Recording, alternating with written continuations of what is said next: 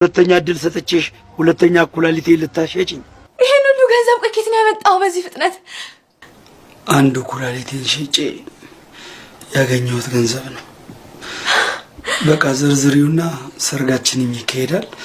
ያቶ ካሳ ብድር የሚከፈል ያለምን የምርና ወይኔ ፍቅር ምን አባቴ ላል ቀስቀስ ወይኔ ፍቅር ሳይቀርካ ይሄ በጣም ነው ደስ ያለኝ። በቃ ባይመጣው ሽማግሌ መላክ ትችላለህ። እሺ እልካለሁ። ይሄ ነገርማ ለፍቅር የተከፈለ መስዋዕትነት ተብሎ የዓለም ሕዝብ በጠቅላላ ሊያዩ ይገባል። እሺ አረ በእናትሽ አታካብጂ ሳሚ፣ ስለ ሁሉም ነገር አመሰግናለሁ። ላደረክልኝ ደግነት ከፈጣሪ ታገኘዋለህ፣ እኔን ግን አታገኘኝ። ይሄን ወረቀት ስታነብ ምናልባትም እኔ በአውሮፕላን አየር ላይ ነኝ። ዛሬ ሽማግሌ እንድትልክልኝ ያደረኩት ወደ ውጭ የሚሄድበት ቀን ስለሆነ፣ ሲጀመር እኔ አዲስ አበባ ውስጥ ምንም አይነት ቤተሰብ የለኝም። ብሩንም የፈለኩት አሜሪካ ለመሄድ ስለምፈልግ ነው። ከአቶ ካሳ የተበደርከውን ብር ሆን ብዬ ያሰራኩ ሆኔ ነው።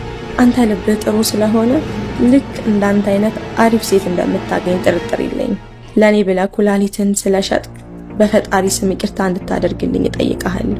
መልካም የህይወት ዘመን ይሁንልህ። በነገራችን ላይ ምን አይነት ጀግና አፍቃሪ እንደሆንክ ዓለም ሁሉ እንዲያውቅ የቀረጽኩን ቪዲዮ በሁሉም የሶሻል ሚዲያዎች ለቅቄዋለሁ። ፍቅርህ ያው ነው። እባክህ ሳሚ ይቅርታ አድርግልኝ። እባክህ ሳሚ እባክህ። አረ ተነሽ፣ ግድ የለም። አይ በፍጹም ይቅርታ ካላደረክልኝ አልነሳም። ሳሚ እባክህ። በቃ እሺ ይቅር ብዬሻለሁ። ተነሽ። እውነት ይቅርታ አደረክልኝ? ችግር የለውም፣ ይቅር ብዬሻለሁ። ታውቂ የለ እኔ ከሆደ ቡቡ ነኝ። በሆዴ ቂም የሚባል ነገር አለሽ፣ ታውቂያለሽ። ሳሚ ይቅርታ ካደረክልኝ ታዲያ ፍቅራችንን ወደ ድሮ ቦታው መመለስ እንችላለን አይደል? ድጋሚ ሁለተኛ እድል ትሰጠኛለህ አይደል ሳሚ? ሁለተኛ እድል ትሰጠኛለህ? ሁለተኛ እድል ሰጥቼሽ ሁለተኛ ኩላሊቴ ልታሸጪኝ? ደፋር ነሽ። በነገራችን ላይ ዛሬ ወደ ሰፈር የመጣሁት የአካባቢዬን ሰው ሰርግ ለመጥራት።